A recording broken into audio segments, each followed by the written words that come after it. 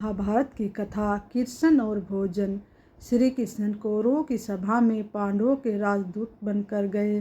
सभा के बाद दुर्योधन ने अभिमान से कहा, महाराज बड़ी तैयारी से आपके लिए भोजन बना है, चल कर भोजन ग्रहण करें। भगवान ने उत्तर दिया, भैया मैं तो नहीं खाऊंगा। दुर्योधन ने पूछा, क्यों नहीं खाएंगे? भगवान ने कहा, देखो दुर्योधन, भोजन करने के 3 कारण होते हैं, भूख के कारण, भय के कारण और प्रेम के कारण। भूख से मैं मरता नहीं, तुमसे किसी प्रकार से भयभीत मैं होता नहीं जो भय के कारण मुझे भोजन करना पड़े। प्रेम भाव तुमसे है नहीं, इसलिए मैं यहाँ भोजन नहीं करूँगा। यह महाभारत की कथा है। उसके बाद भगवान बिना बुलाए पहुँच गए विदुर रानी के यहाँ। विदुर रानी में श्री कृष्ण के प्रति प्रेम भाव था, तो उसके प्रेम के वशीभूत होकर भगवान प्रभु ने उनके हाथ से प्रेम से दिए गए केले के छिलके भी खा लिए।